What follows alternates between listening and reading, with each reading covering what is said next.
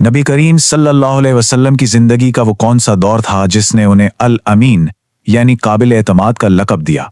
आइए आज हम उनकी जवानी के सफर में चलते हैं। ये वो वक्त था जब उनके किरदार की वो बुनियाद रखी जा रही थी जिसने आगे चलकर पूरी इंसानियत की रहनुमाई करनी थी। जवानी आप जानते हैं ये सिर्फ उम्र का एक हिस्सा नहीं होती, ये तो वो जमीन है जिसमें किरदार का बीज जड़ पकड़ता है। यही वो वक्त है जब हमारी सोच, हमारी आदतें हमेशा के लिए एक शक्ल इख्तियार कर लेती हैं। और नबी करीम सल्लल्लाहु अलैहि वसल्लम की जवानी तो इसलिए भी गैर मामूली है क्योंकि ये हमें नबुव्वत के ऐलान से बहुत पहले इनकी शख्सियत की एकदम वाज़ेह झलक दिखाती है। जरा इस मक्का का तसव्वुर कीजिए, ये सिर्फ एक शहर नहीं था बल्कि तिजारत का एक धड़कता हुआ दिल था। दूर दराज से काफले आते, बाजारों में जिंदगी दौड़ती और हाँ, हर तरफ कामयाबी के मौके भी थे और किरदार को आजमाने वाली लग़ज़िशें भी। और इसी शोर और हंगामे के बीच एक नौजवान बिल्कुल खामोशी से अपना रास्ता बना रहा था। जहां दूसरे नौजवान दुनिया की चकाचौंध में शायद कहीं खोए हुए थे, वहीं आप सल्लल्लाहु अलैहि वसल्लम ने सच्चाई और दयानतदारी का एक बिल्कुल अलग, एक बिल्कुल मुख्तलिफ रास्ता चुना।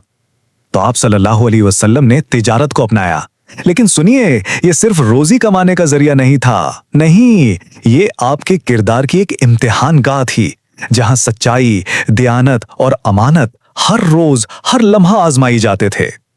जब आप तिजारती काफिलों के साथ सफर करते ना, तो लोग आपके उसूल देखकर हैरान रह जाते थे। इस दौर में जहां नाप तोल में कमी करना, झूठ बोलना ये सब आम था, वहां आपका हर मामला शफाफियत की एक मिसाल था। सच कहूं तो आपका ये तरीका इस मुआशरे के लिए एक खामोश इनकलाब जैसा था। और किरदार की ये खुशबू, ये भला छुपाए कहां छुपती है।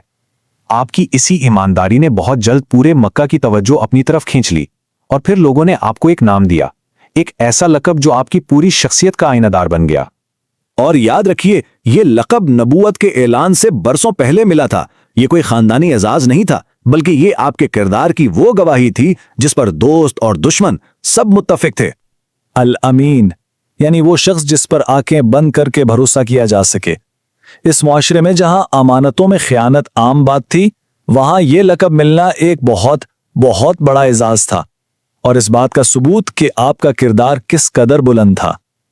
लेकिन आपकी दयानतदारी सिर्फ तिजारत तक ही महदूद नहीं थी। नहीं, ये इंसाफ के लिए एक गहरी तड़प थी जिसका अमली सबूत आपने हल्फुल फजूल यानी नेक लोगों के अहद में शामिल होकर दिया।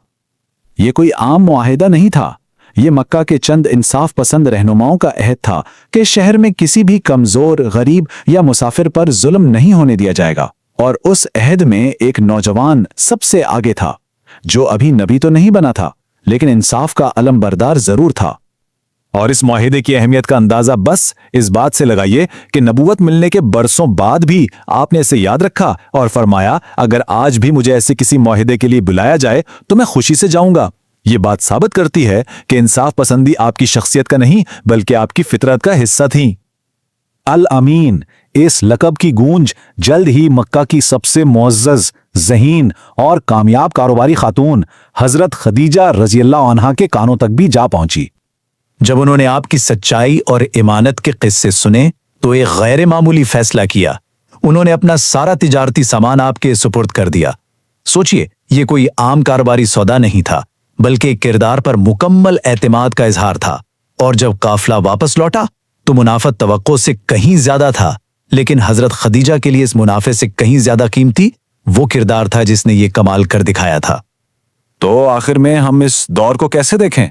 ये सिर्फ जवानी के कुछ दिन नहीं थे, ये एक बहुत बड़े मकसद के लिए एक बेमिसाल किरदार की तामीर का जमाना था। हर फैसला, हर मामला एक बड़ी तस्वीर का हिस्सा बन रहा था। इस दौर का हर तजर्बा, हर आजमाइश और हर ताल्लुक एक बुनियाद का पत्थर साबित हो रहा था। ये सब उस अजीम जिम्मेदारी की तैयारी थी जो तारीख आपके सुपुर्द करने वाली थी।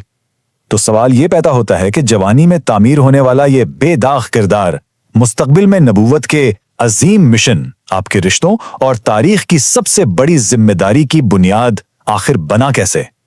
इस पर सोचिएगा जरूर, क्योंकि असल कहानी तो अब शुरू होती है।